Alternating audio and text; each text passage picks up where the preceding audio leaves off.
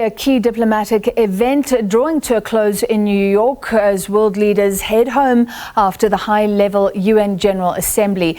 It has been a key gathering that sought to place development at the center of an increasingly fractured world. We spoke earlier about a new impetus towards the Sustainable Development Goals. From the general debate to summits on the SDGs, climate ambitions, key meetings on financing for development and pandemic preparedness. The means of implementation remains a key area of friction between the developing South and the developed North. We're now joined by SABC News' international editor, Sophie Mokoena. Sophie, thanks for being with us. We spoke about some of the issues with Sherwin earlier, but of course, one of the big ones is the Middle East. And here again is an opportunity to hear from both sides. Take us through what the two leaders said, Palestinian leader Mahmoud Abbas and Israeli Prime Minister Benjamin Netanyahu. Well, of course, as you know very well, that the two leaders, for them, it was going to be telling a story in relation to what's happening in the Middle East. Starting with the leader of Palestine, he indicated that as much as they get support from the international community and also from the UN, the situation in that country has reached a crisis proportion, particularly in relation with human rights, because the people there are not able to do what they are supposed to do, speaking about the tension between Israel and Palestine. And he also pointed out that they need support from the international community to ensure that the Palestinians are free. You know that South Africa has been supporting their cause, and many other countries. During President Ramaphosa's address, when he was presenting South Africa's statement, he pointed out that the world must continue to ensure that they fight for the rights of the Palestinians and also to support the cause of the Palestinians. Let's take a listen at what the leader of Palestine had to say. Allow me here to tell you that as long as we continue to suffer under the abhorrent Israeli occupation, we will continue to need financial assistance from the international community. When the occupation ends, we will thank you for your help.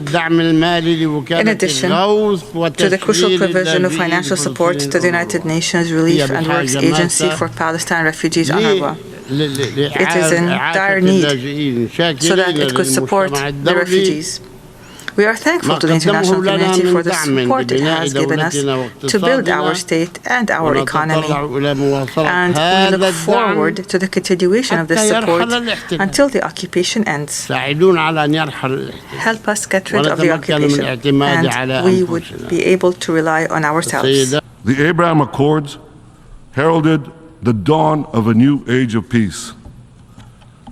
But I believe that we are at the cusp of an even more dramatic breakthrough, an historic peace between Israel and Saudi Arabia. Such a peace will go a long way to ending the Arab-Israeli conflict. It will encourage other Arab states to normalize their relations with Israel. It will enhance the prospects of peace with the Palestinians.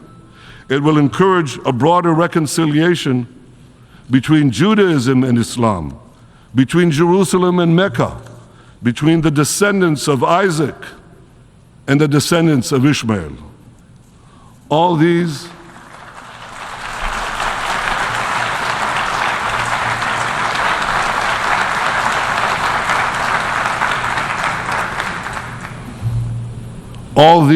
are tremendous blessings. As you heard the Prime Minister of Israel talking about the blessings, and he is optimistic that the peace agreement with Saudi Arabia will assist in paving way to have better relationship with other countries in the Middle East. But the two-state solution, nobody is touching that, and I think it's a setback. All right, it's not over yet. Sophie, what can we expect tomorrow? Well, of course, tomorrow the big issue will be Russia. You know that President Zelensky spoke earlier on, and now the Foreign Affairs Minister of Russia, Sergei Lavrov, will deliver a statement on behalf of President Vladimir Putin.